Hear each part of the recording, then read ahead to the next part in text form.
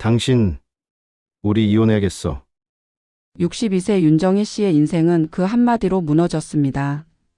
40년을 함께한 남편은 수십억 빚을 졌다며 이혼을 요구했고 정희 씨는 눈물로 도장을 찍었습니다. 하지만 이혼 다음 날 윤정희님 해외에 계시던 삼촌분의 유산 700억 원이 상속되었습니다. 그 순간 모든 퍼즐이 맞춰졌습니다. 남편은 이미 알고 있었던 겁니다. 상속 전에 미리 이혼을 해서 700억을 독차지하려는 치밀한 계획이었던 거죠. 과연 정희 씨는 어떤 선택을 했을까요? 그리고 배신한 남편의 운명은? 지금부터 실화를 바탕으로 각색된 이야기 시작합니다. 안녕하세요, 여러분. 오늘 들려드릴 이야기는 62세 윤정희 씨의 사연입니다. 정희 씨는 서울 은평구에서 작은 꽃집 봄날을 운영하고 계셨는데요. 화려하진 않아도 동네 사람들의 사랑을 받는 따뜻한 가게였습니다. 결혼식 부케부터 장례식 근조화환까지 사람들의 기쁨과 슬픔을 함께하는 일. 정희 씨는 그 일에 자부심을 느끼며 살아오셨습니다. 남편 박도윤 씨는 65세로 작은 철물점을 운영하셨습니다. 큰 돈을 벌진 못했지만 성실하고 착한 사람이라는 평판이었죠. 두 사람은 슬하에 아들 하나, 딸 하나를 두었고 이미 결혼해서 각자 가정을 꾸렸습니다. 평범하지만 행복한 노년을 보내고 있던 부부. 그런데 어느 날부터 남편 도윤 씨의 행동이 이상해졌습니다. 2024년 3월 어느 날 저녁이었습니다. 도윤 씨는 퇴근 후 집에 들어오자마자 서재로 들어가 문을 닫았습니다. 평소엔 거실에서 뉴스를 보거나 정희 씨와 저녁 준비를 함께 했는데 말이죠. 여보, 저녁 차렸어요. 정희 씨가 문을 두드렸지만 대답이 없었습니다. 한참 후에야 문이 열렸는데 도윤 씨의 얼굴은 창백했습니다. 응. 먹자. 그날부터 도윤 씨는 자주 전화를 받으러 밖으로 나갔습니다. 누구와 통화하는지 물어봐도 그냥 친구야라고만 했죠. 정희 씨는 불안했지만 40년을 함께한 남편을 믿었습니다. 설마 무슨 일이 있겠어 하고 생각했죠.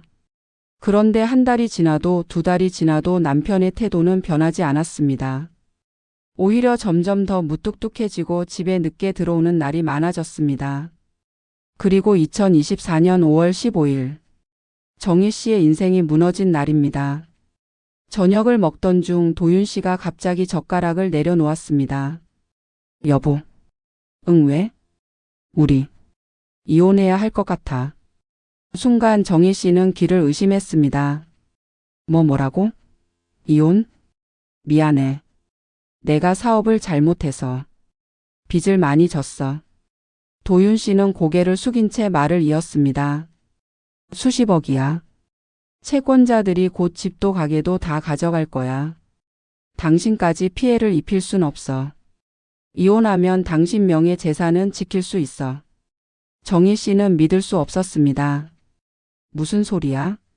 철물점에서 무슨 빚을 수십억씩이나 져? 나한테 한마디 상의도 없이? 미안해. 정말 미안해. 투자를 잘못했어. 친구가 괜찮은 사업이 있다고 해서. 내가 보증을 섰는데 그 친구가 도망갔어. 도윤 씨는 눈물까지 보였습니다. 정희 씨는 머리가 하얘졌습니다.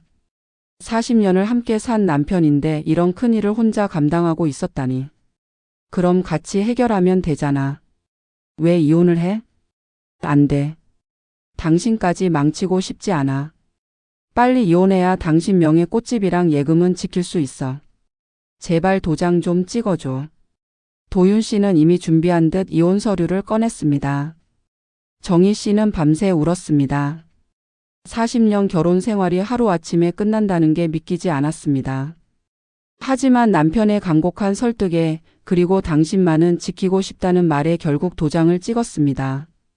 자식들한테는 알리지도 못했습니다. 아이들이 걱정할까봐, 남편이 딱하게 보일까봐.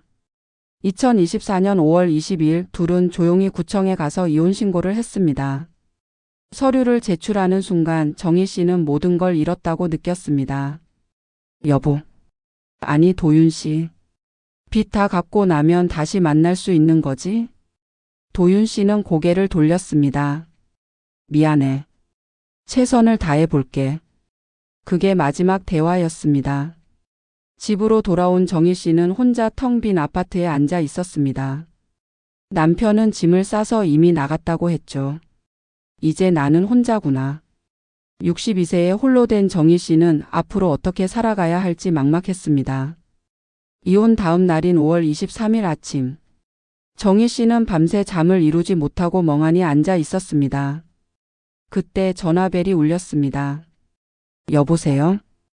윤정희님 되시나요? 저는 김앤장 법률사무소 김태준 변호사입니다. 네, 무슨 일이시죠? 좋은 소식을 전해드리려고 연락드렸습니다. 정희님 혹시 캐나다에 사시던 윤병철 씨를 기억하시나요? 윤병철? 아, 제 큰아버지 아드님. 사촌 오빠? 정희 씨는 어렴풋이 기억을 떠올렸습니다. 어렸을 때 명절에 몇 번 본 적이 있는 캐나다로 이민 간 사촌이었습니다. 맞습니다. 윤병철 씨께서 지난달 돌아가셨는데요. 유언장의 유일한 상속인으로 정희님을 지정하셨습니다. 네? 상속이요? 정희 씨는 어리둥절했습니다. 네. 윤병철 씨는 캐나다에서 부동산 사업으로 큰 성공을 거두셨습니다. 그리고 결혼도 하지 않으시고 자녀도 없으셨는데 한국에 계신 친척 중 유일하게 연락이 닿는 분이 정희님이었다고 합니다. 그래서 얼마나 되는데요? 총 상속 재산은 하나로 약 700억 원입니다. 네? 정희 씨는 귀를 의심했습니다. 7억이요? 아닙니다. 700억 원입니다. 700억. 전화기를 든 손이 떨렸습니다. 현재 캐나다 은행에 있던 자산을 정리해서 한국으로 송금하는 절차를 진행했습니다. 이미 어제 정희님 계좌로 입금이 완료되었습니다. 정희 씨는 핸드폰을 떨어뜨릴 뻔했습니다. 전화를 끊은 정희 씨는 급하게 은행 앱을 열었습니다. 그리고 잔액을 확인한 순간 숨이 멎었습니다. 700억 5,230만 원. 믿을 수 없는 숫자가 화면에 떠 있었습니다. 그 순간 머릿속에서 모든 퍼즐이 맞춰지기 시작했습니다. 남편이 알고 있었던 거야. 정희 씨는 순간 무릎이 꺾였습니다. 3개월 전부터 이상했던 남편의 행동. 갑작스러운 이혼 요구. 수십억 빚이라는 거짓말. 그리고 이혼 바로 다음 날 입금된 700억. 이건 우연이 아니었습니다. 정희 씨는 떨리는 손으로 다시 변호사에게 전화했습니다. 변호사님 혹시 이 상속건 언제부터 진행되고 있었나요? 유언 집행은 윤병철 씨가 돌아가신 4월 15일부터 시작되었습니다. 그리고 한국에 계신 상속인을 찾는 과정에서 약 한 달 정도 소요되었고요. 그럼 한국의 상속인이 저라는 걸 확정한 건 언제인가요? 정확히는 5월 10일입니다. 그때 정희님께 연락을 드리려고 했는데 등록된 전화번호가 오래되어서 연결이 안 됐습니다. 그래서 주민등록상 주소로 등기 우편을 보냈는데 정희 씨는 그제야 기억났습니다. 5월 초에 등기 우편이 하나 왔었는데 남편이 내가 받아 놓을게 하더니 그냥 서재에 넣어뒀던 것 같았습니다. 그때 남편이 먼저 알았던 겁니다. 정희 씨는 서재로 달려갔습니다. 책상 서랍을 뒤지자 개봉된 등기 우편 봉투가 나왔습니다. 김앤장 법률사무소에서 보낸 상속 통지서였습니다. 발송일 5월 8일. 남편이 이상해진 건 3월부터였지만 본격적으로 이혼을 요구한 건 5월 중순부터였습니다. 즉 남편은 이 편지를 받고 700억 상속 사실을 알았고 이혼을 하면 재산 분할을 안 해도 된다는 걸 계산한 겁니다. 만약 결혼 상태에서 상속을 받으면 비록 상속 재산은 고유 재산이지만 남편도 일정 부분 권리를 주장할 수 있습니다. 특히 40년 결혼 생활을 했으니까요. 하지만 이혼 후에 상속을 받으면 100% 정희 씨만의 돈이 됩니다. 이 사람이 날 이용한 거였구나.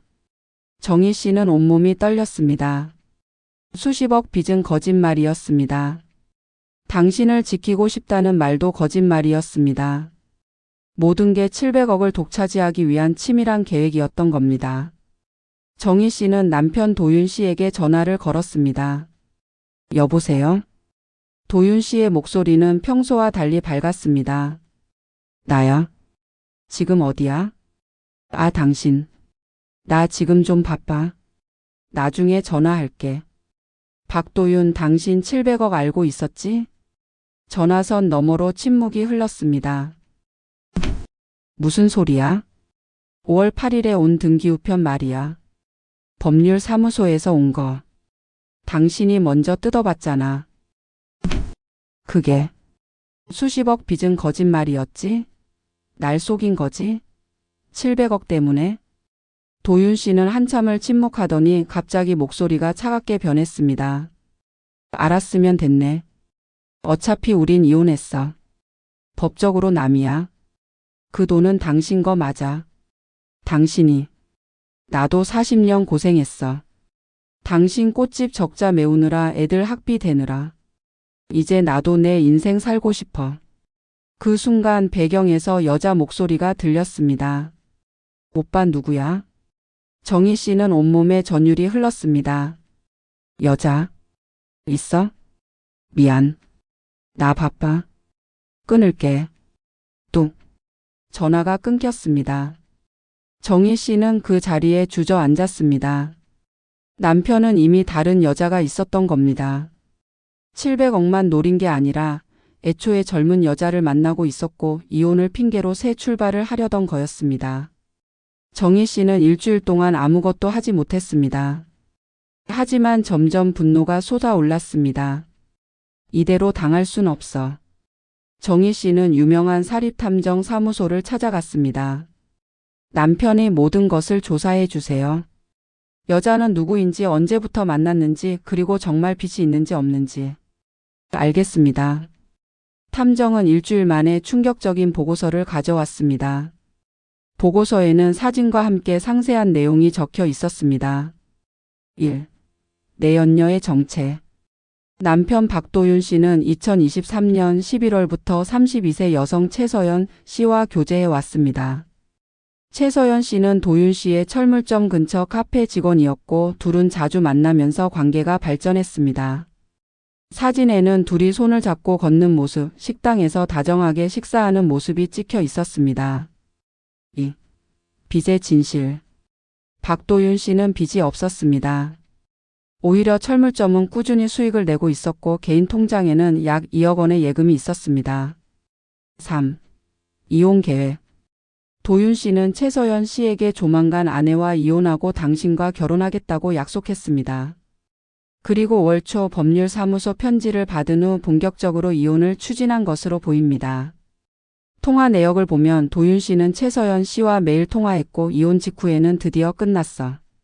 이제 우리 결혼하자는 문자를 보냈습니다. 정희 씨는 보고서를 보며 손이 떨렸습니다. 40년 결혼 생활이 이렇게 간단하게 버려질 수 있다니.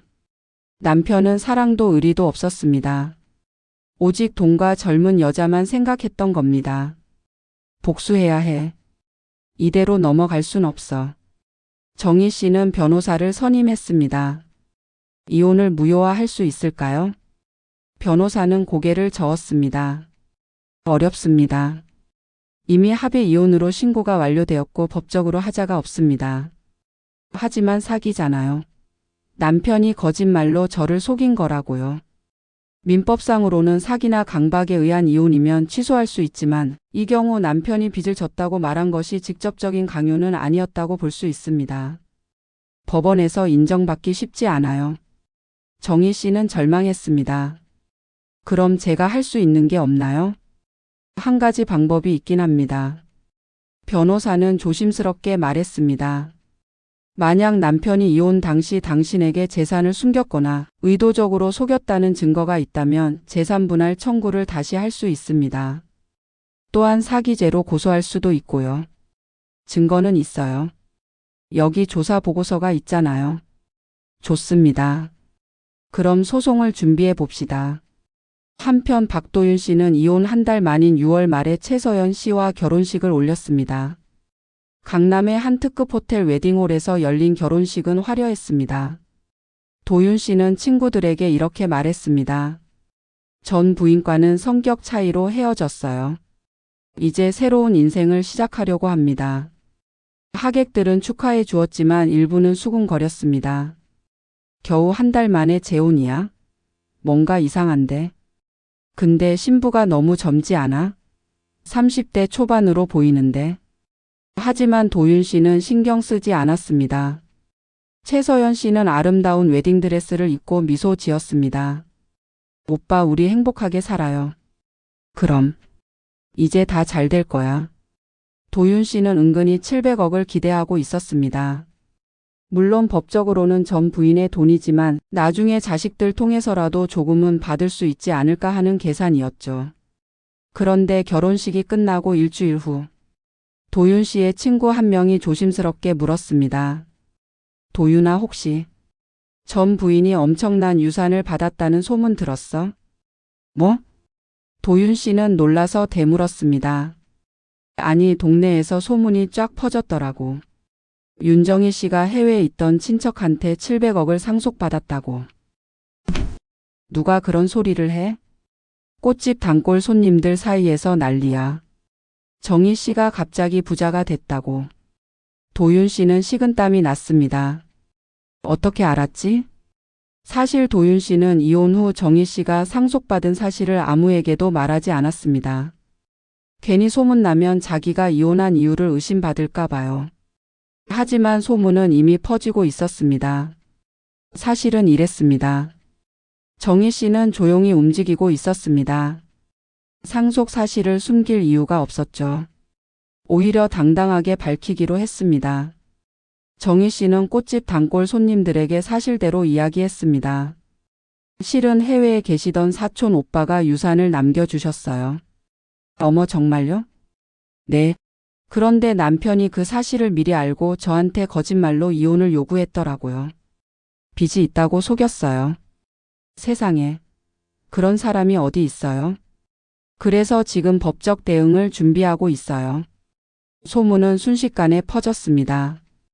은평구 일대 사람들은 모두 알게 되었습니다. 박도윤 씨가 전 부인을 속이고 이혼했대. 700억 때문에 이혼했다며? 그리고 바로 젊은 여자랑 결혼했다던데? 정말 나쁜 사람이네. 소문은 도윤 씨의 철물점까지 퍼졌습니다.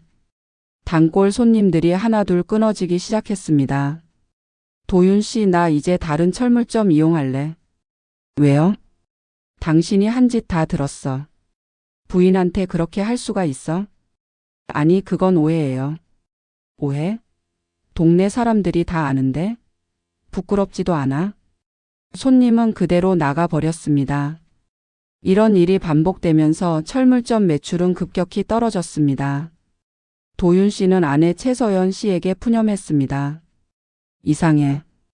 갑자기 손님들이 안 와. 오빠, 혹시 무슨 일 있어? 아니야. 아무 일도 없어. 하지만 서연 씨도 곧 알게 되었습니다. 친구가 보내온 SNS 메시지 때문이었죠. 서연아, 너 남편 전 부인 있었던 거 알아? 응, 알지. 이혼했다고 들었어. 그런데 말이야. 소문이 좀 안 좋더라. 전 부인이 700억 상속받는데 남편이 그거 노리고 이혼했다는 얘기가 있어. 뭐? 서연 씨는 충격을 받았습니다. 그리고 너랑 결혼하기 전부터 사귀었다는 소문도 있고. 서연 씨는 도윤 씨를 추궁했습니다. 오빠, 이게 사실이야? 뭐가?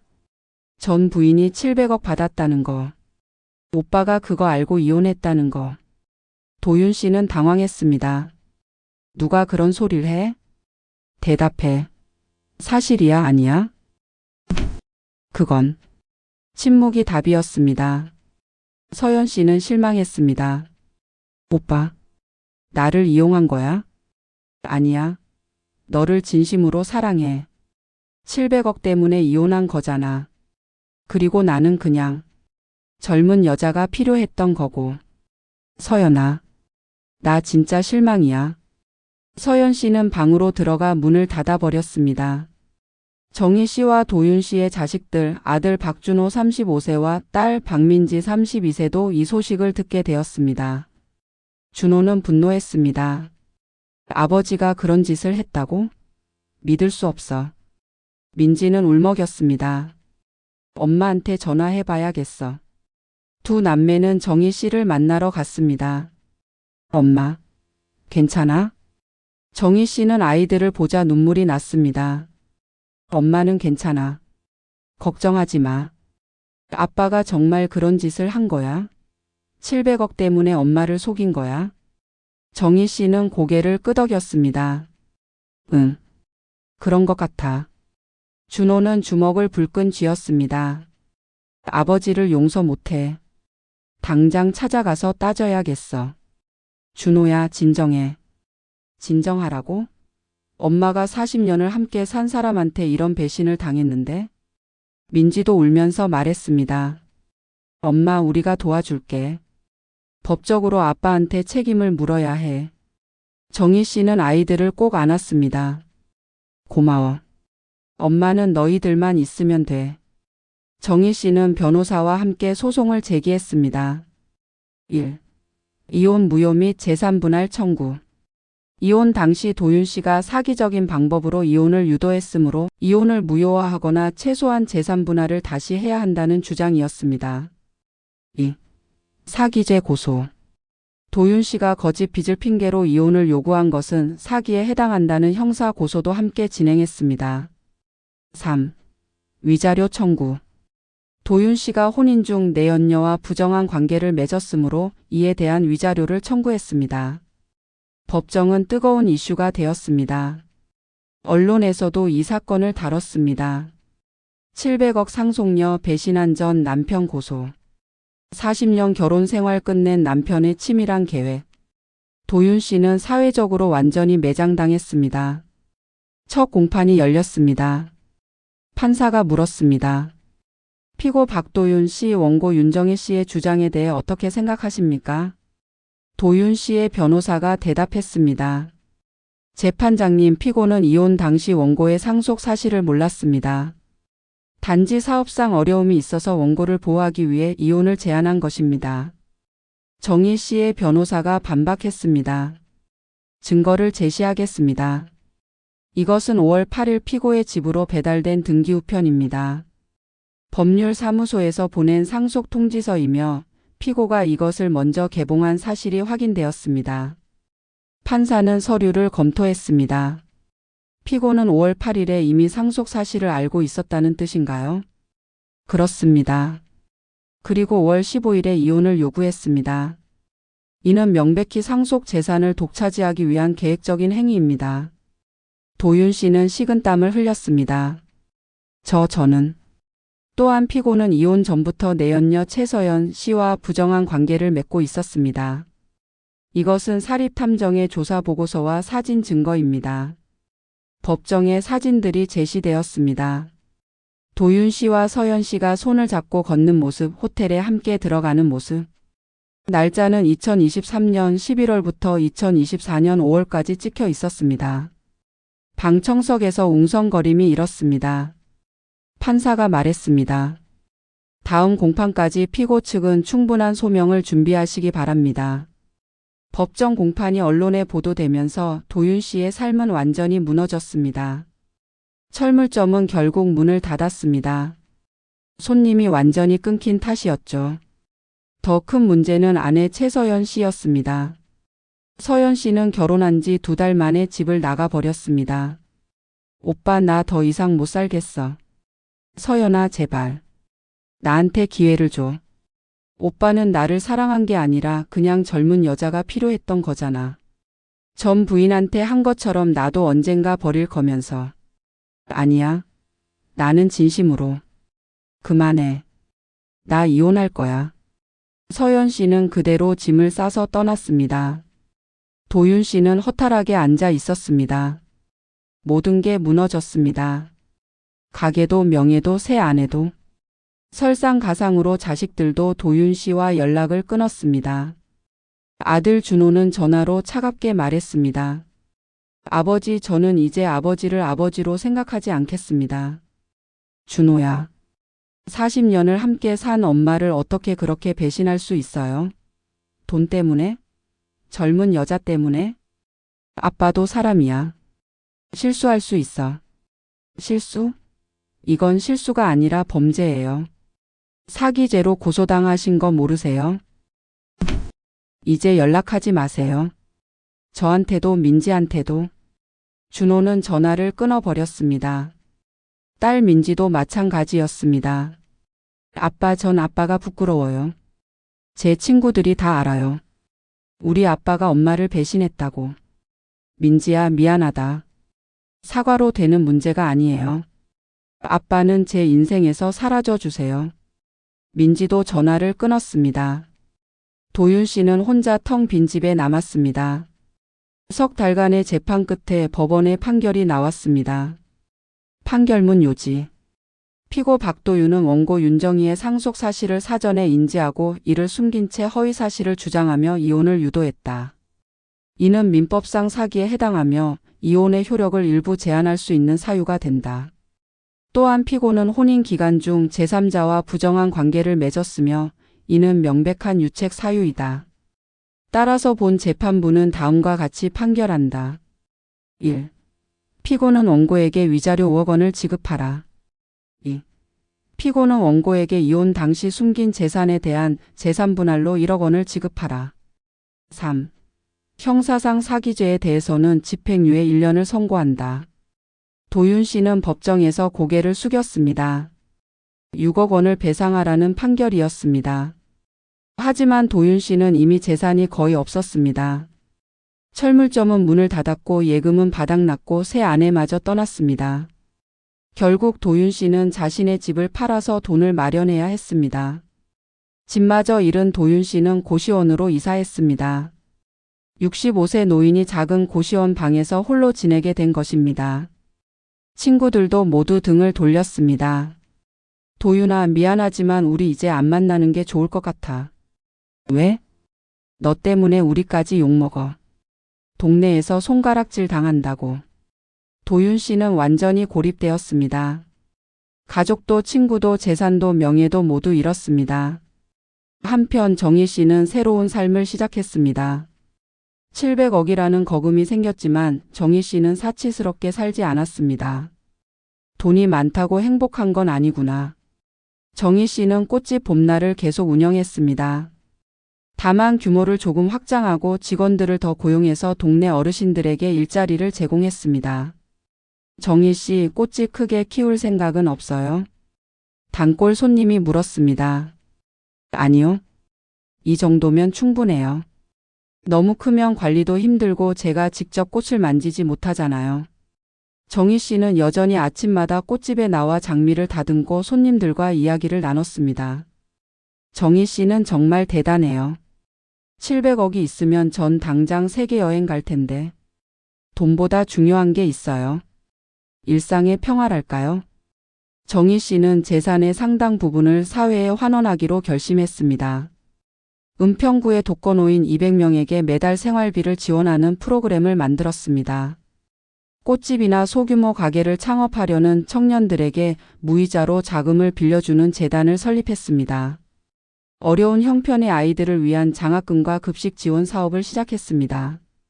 정희 씨는 이렇게 말했습니다. 제가 이 돈을 받은 건 행운이에요. 하지만 혼자 쓰기엔 너무 많아요. 다른 사람들과 나누고 싶어요. 언론에서 정희 씨의 활동을 보도했습니다. 700억 상속녀 조용히 나눔 실천. 배신당한 여성 복수 대신 사랑을 선택하다. 정희 씨는 자식들과의 관계도 회복했습니다. 아들 준호와 딸 민지는 처음엔 어머니 걱정에 자주 찾아왔지만 이제는 평범하게 가족 모임을 가졌습니다. 엄마, 오늘 우리 집에서 저녁 먹어요. 그래, 손주들 얼굴 보러 가야지. 정희 씨는 손주들에게 용돈도 주고 가끔 여행도 함께 다녔습니다. 할머니는 정말 대단해요. 뭐가? 아빠가 그랬어요. 할머니는 배신당하고도 복수하지 않고 오히려 다른 사람들을 도와준다고. 정희 씨는 손주의 머리를 쓰다듬었습니다. 복수는 아무것도 해결해 주지 않아. 그냥 나만 더 힘들어질 뿐이야. 하지만 할아버지는 벌을 받았잖아요. 그건 할아버지가 스스로 선택한 길이야. 나는 그냥 내 삶을 사는 거고. 1년 후 정희 씨는 우연히 도윤 씨를 마주쳤습니다. 동네 슈퍼마켓에서였습니다. 도윤 씨는 초췌한 모습으로 라면과 김치를 사고 있었습니다. 정희야. 도윤 씨가 먼저 말을 걸었습니다. 정희 씨는 잠시 멈칫했지만 차분하게 대답했습니다. 오래간만이네요. 그래. 잘 지내? 네, 잘 지내요. 도윤 씨는 부끄러운 듯 고개를 숙였습니다. 미안해. 정말 미안해. 내가 정말 나쁜 짓을 했어. 40년을 함께한 당신을 배신하고. 돈 때문에? 정희 씨는 조용히 들었습니다. 나는 지금 다 잃었어. 가족도 친구도 재산도. 고시원에서 혼자 살고 있어. 당신이 미워하는 거 당연해. 나도 나 자신이 미워. 정희 씨는 한참을 침묵하다가 입을 열었습니다. 도윤 씨, 저는 당신을 미워하지 않아요. 뭐? 처음엔 미웠죠. 너무 화가 나고 복수하고 싶었어요. 하지만 이제는 아니에요. 왜? 미워하는 건 저한테 독이 되더라고요. 저도 괴롭고 제 삶도 망가지고. 그래서 놓아주기로 했어요. 도윤 씨는 눈물을 흘렸습니다. 정희야. 당신도 이제 당신 인생 사세요. 돈이 다는 아니잖아요. 건강 챙기고 하루하루 후회 없이 살아가세요. 정희 씨는 그렇게 말하고 슈퍼를 나왔습니다. 뒤돌아보지 않았습니다. 정희 씨는 집으로 돌아와 창밖을 바라봤습니다. 700억. 이 거금이 생긴 지 1년이 넘었지만 정희 씨의 삶은 크게 달라지지 않았습니다. 여전히 아침에 일어나 꽃집에 가고 저녁에 집에 돌아와 TV를 보고 주말에는 자식들을 만났습니다. 돈이 행복을 가져다 주는 건 아니구나. 정희 씨는 깨달았습니다. 오히려 700억 때문에 남편을 잃었고 배신을 당했습니다. 하지만 동시에 깨달았습니다. 진짜 소중한 건 돈이 아니라 자존심과 평화였어. 정희 씨는 이혼 후 처음으로 진짜 자유를 느꼈습니다. 40년 동안 남편 눈치를 보고 살림을 하고 가정을 지키느라 자신을 잃어버렸던 것 같았습니다. 이제는 자기 자신으로 살 수 있었습니다. 정희 씨는 새로운 취미를 찾았습니다. 바로 그림 그리기였습니다. 어릴 때 그림 그리는 걸 좋아했는데 결혼하고 나서는 한 번도 못 그렸네. 정희 씨는 화실에 등록해서 유화를 배우기 시작했습니다. 첫 작품은 꽃이었습니다. 빨간 장미, 하얀 백합, 노란 해바라기. 정희 씨가 평생 다뤄온 꽃들을 캔버스에 옮겼습니다. 정희 씨, 그림 정말 잘 그리시네요. 화실 선생님이 칭찬했습니다. 감각이 있으세요? 전시회 한번 해보시는 게 어때요? 전시회요? 제가요? 네, 다른 수강생들과 함께 단체 전시회를 열 건데 참여해보세요. 정희 씨는 설레는 마음으로 그림을 그렸습니다. 6개월 후 정희 씨는 첫 전시회를 열었습니다. 인사동의 작은 갤러리였지만 정희 씨에게는 꿈같은 순간이었습니다. 자식들도 왔고 꽃집 단골 손님들도 왔습니다. 엄마 정말 멋져요. 할머니 그림 정말 예뻐요. 손주들이 박수를 쳤습니다. 정희 씨는 자신의 그림 앞에 섰습니다. 제목은 봄날이었습니다. 형형색색의 꽃들이 만발한 정원을 그린 그림이었죠. 한 관람객이 다가와 물었습니다. 작가님, 이 그림의 의미가 뭔가요? 정희 씨는 미소 지었습니다. 겨울이 지나면 봄이 온다는 뜻이에요. 아무리 힘든 시간이 와도 결국엔 따뜻한 봄날이 찾아온다는 거죠. 아름다운 의미네요. 제 인생이 그랬어요. 힘든 겨울을 지나서 이제 봄을 맞이한 것 같아요. 정희 씨의 하루는 평화로웠습니다. 아침 7시에 일어나 가벼운 산책을 하고 8시에 꽃집을 열어 손님들을 맞이하고 점심에는 직원들과 함께 식사를 하고 오후에는 꽃꽂이를 하거나 그림을 그리고 저녁에는 집에서 책을 읽거나 드라마를 봤습니다. 주말에는 자식들과 시간을 보내고 가끔 친구들과 여행을 다녔습니다. 정희야, 넌 정말 행복해 보여. 오랜 친구가 말했습니다. 그래? 응. 예전에는 항상 뭔가 짐을 진 것 같은 표정이었는데 지금은 정말 편안해 보여. 맞아. 이제 나는 나를 위해 살거든. 700억이 있어서 그런 거 아니야? 친구가 농담처럼 물었습니다. 정희 씨는 고개를 저었습니다. 아니야. 700억이 있어도 평화가 없으면 행복하지 않아. 진짜 행복은 마음의 평화에서 오는 것 같아. 한편 도윤 씨는 고시원에서 외로운 나날을 보내고 있었습니다. 좁은 방에서 혼자 라면을 끓여 먹고 TV를 보다가 잠들었습니다. 친구도 없고 가족도 없었습니다. 가끔 아들 준호에게 전화를 걸어봤지만 받지 않았습니다. 준호야. 아빠야. 전화 좀 받아줘. 하지만 전화는 계속 꺼져 있었습니다. 도윤 씨는 후회했습니다. 내가 왜 그랬을까? 700억이 탐났던 건 사실이었습니다. 하지만 그보다 더 큰 이유가 있었습니다. 젊은 여자와의 새로운 인생. 나이 들어가는 자신이 초라해 보였고 마지막으로 화려하게 살고 싶었습니다. 하지만 결과는 참담했습니다. 젊은 아내는 떠났고 자식들은 등을 돌렸고 재산도 명예도 모두 잃었습니다. 나는 정말 바보였어. 2025년 가을 도윤 씨는 쓰러졌습니다. 고시원에서 혼자 지내다가 영양실조와 우울증으로 쓰러진 것입니다. 옆방 사람이 발견해서 119를 불렀고 병원으로 옮겨졌습니다. 의사가 말했습니다. 보호자 계신가요? 없습니다. 가족은요? 가족도 없습니다. 도윤 씨는 눈물을 흘렸습니다. 병원에서 비상 연락처로 아들 준호에게 연락이 갔습니다. 준호는 고민하다가 병원을 찾아왔습니다. 아버지. 준호야. 왔구나. 의사 선생님이 연락해서 왔어요. 준호는 차갑게 말했습니다. 고마워. 아빠는 이제 쓸모없는 사람이야. 준호야, 아빠 정말 미안하다. 내가 잘못했어. 도윤 씨는 울먹였습니다. 엄마한테 잘못한 것도 너희들한테 잘못한 것도 나 자신한테 잘못한 것도 다 미안해. 준호는 한숨을 쉬었습니다. 아버지, 저는 아직도 아버지를 용서 못해요. 하지만 그래도 아버지니까 병원비는 제가 낼게요. 준호야. 대신 퇴원하시면 요양원에 들어가세요. 더 이상 혼자 지내시면 안 돼요. 준호는 그렇게 말하고 병실을 나갔습니다. 도윤 씨는 병원 침대에 누워 천장을 바라봤습니다. 내 인생이 이렇게 끝나는구나.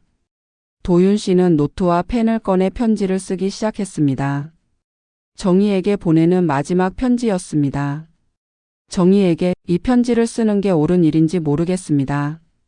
당신은 나를 용서하지 않을 것이고 용서할 필요도 없습니다. 나는 정말 나쁜 사람이었습니다. 40년을 함께한 당신을 돈 때문에 배신했고 젊은 여자에게 마음이 가서 가정을 버렸습니다. 지금 생각하면 정말 어리석은 짓이었습니다. 700억이 뭐가 중요했겠습니까? 당신과 함께했던 평범한 일상이 얼마나 소중했는지 잃고 나서야 깨달았습니다. 이제 나는 모든 걸 잃었습니다. 가족도 친구도 건강도. 하지만 이게 내가 받아야 할 벌이라고 생각합니다. 당신이 행복하게 살고 있다는 소식을 들었습니다. 그림도 그리고 봉사활동도 하고 손주들과 시간도 보낸다고. 정말 다행입니다.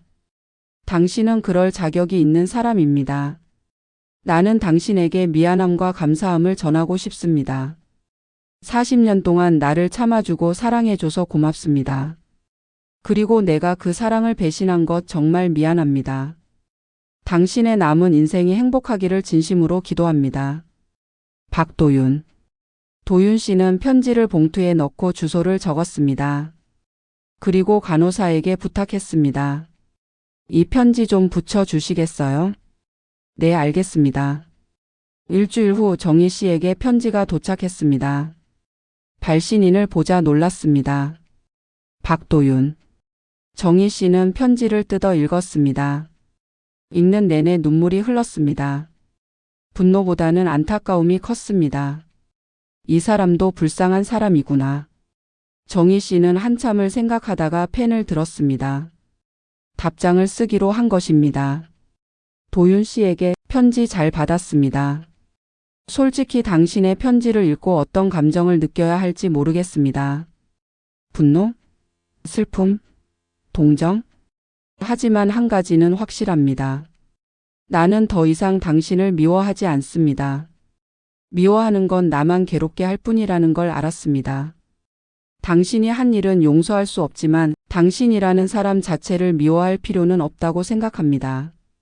우리는 40년을 함께 살았습니다. 그 시간이 모두 거짓은 아니었다고 믿고 싶습니다.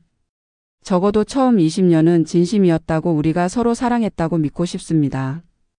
당신이 변한 건 나이가 들면서 삶에 지치면서였을 겁니다. 나도 이해는 합니다. 완전히는 아니지만. 도윤 씨, 이제 당신도 평화를 찾으세요. 과거를 후회하며 사는 것보다 남은 인생이라도 의미 있게 사세요. 자식들도 언젠가는 마음을 열 겁니다. 시간이 필요할 뿐이에요. 건강 챙기시고 잘 지내세요. 윤정희. 정희 씨는 편지를 봉투에 넣고 우체국에 갔습니다. 편지를 붙이면서 마음이 한결 가벼워졌습니다. 이제 정말 끝이구나. 과거와의 완전한 이별이었습니다. 2028년 봄. 정희 씨는 65세가 되었습니다. 꽃집 봄날은 여전히 성업 중이었고 정희 씨는 건강하게 지내고 있었습니다. 그림 실력도 많이 늘어서 이제는 정기적으로 개인 전시회를 열었습니다. 무엇보다 손주들과의 시간이 가장 행복했습니다. 할머니, 저 할머니 그림 진짜 좋아요. 그래? 할머니가 너 그려줄까? 와, 정말요? 정희 씨는 손주의 초상화를 그려주며 행복을 느꼈습니다. 한편 도윤 씨는 요양원에서 지내고 있었습니다. 건강은 많이 회복되었지만 혼자 살 수 있는 상태는 아니었습니다. 준호와 민지는 가끔 면회를 왔습니다. 처음처럼 차갑지는 않았지만 그렇다고 예전처럼 다정하지도 않았습니다. 아버지 건강은 어때요? 응, 괜찮아. 너희들 얼굴 보니까 좋다. 준호야, 민지야. 아빠가 너무 미안해. 아버지 그만하세요. 이제 다 지난 일이에요. 준호가 말했습니다. 저희도 시간이 지나니까 조금은 이해가 돼요. 완전히 용서는 못하지만 그래도 아버지니까. 도윤 씨는 눈물을 흘렸습니다. 고맙다. 2028년 5월 어느 날 정희 씨는 병원에 갔습니다. 정기 건강검진을 받으러 간 것인데 우연히 도윤 씨와 마주쳤습니다. 도윤 씨도 요양원에서 정기검진을 받으러 온 것이었습니다. 정희야. 도윤 씨. 두 사람은 잠시 서 있었습니다. 건강은 괜찮아? 도윤 씨가 물었습니다. 네, 괜찮아요. 도윤 씨는요? 나도. 그럭저럭. 침묵이 흘렀습니다.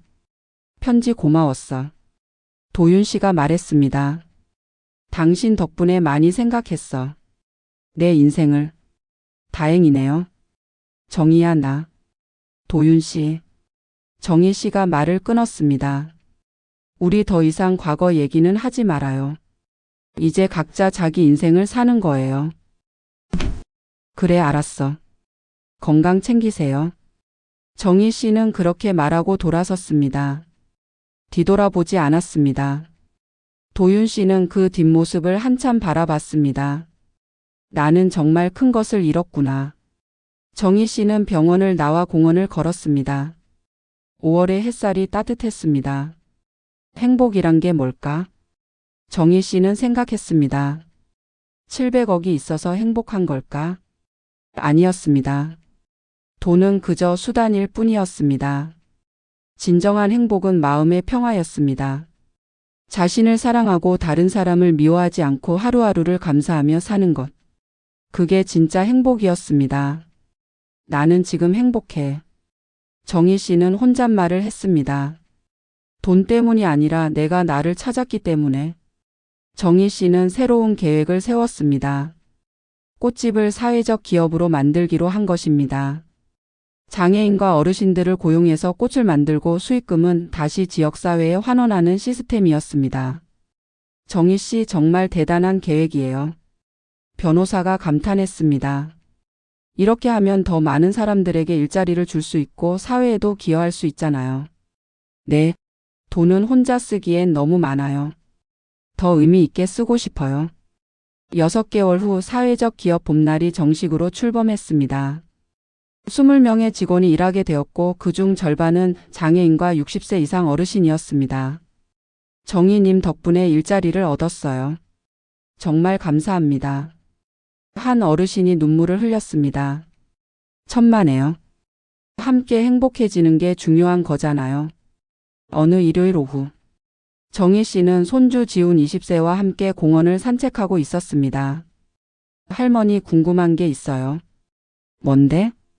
할머니는 할아버지한테 배신당했잖아요. 근데 왜 복수 안 하셨어요? 지훈이가 순진한 얼굴로 물었습니다. 정희 씨는 미소 지었습니다. 복수를 안 한 게 아니라 할 필요가 없었어. 왜요? 복수를 하면 할머니도 괴로워져.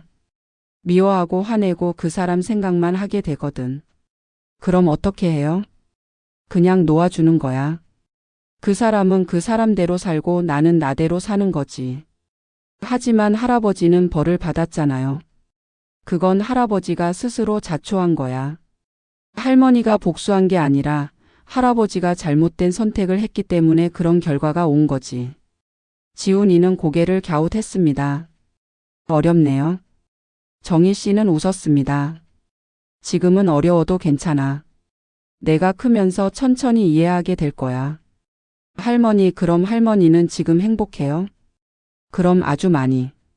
700억이 있어서요? 아니야. 700억은 그냥 숫자일 뿐이야. 할머니가 행복한 건 할머니 자신을 사랑하게 됐기 때문이야. 자기 자신을 사랑한다.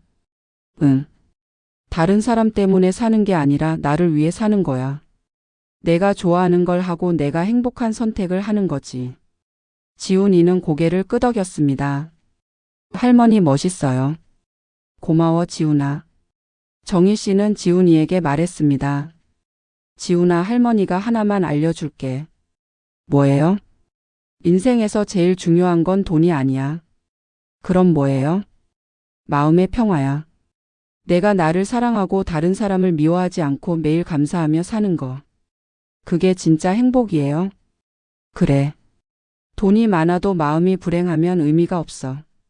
반대로 돈이 적어도 마음이 평화로우면 행복한 거야. 할머니는 지금 평화로워요? 응. 할머니는 지금 아주 평화롭단다. 지훈이는 할머니의 손을 꼭 잡았습니다. 저도 할머니처럼 되고 싶어요. 정희 씨는 손주를 안아주었습니다. 넌 이미 훌륭한 아이야. 착하고 따뜻한 마음을 가진 아이지.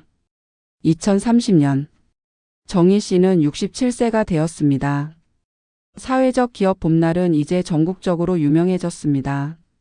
10명의 직원이 일하고 있었고 연매출 30억 원을 달성했습니다. 더 중요한 건 수익금의 대부분을 사회에 환원했다는 것입니다. 정희 씨는 올해의 사회공헌자로 선정되어 대통령 표창까지 받았습니다. 시상식에서 정희 씨는 이렇게 말했습니다. 저는 특별한 사람이 아닙니다.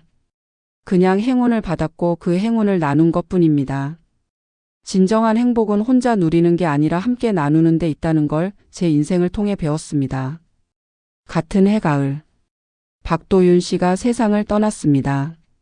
요양원에서 조용히 숨을 거뒀습니다.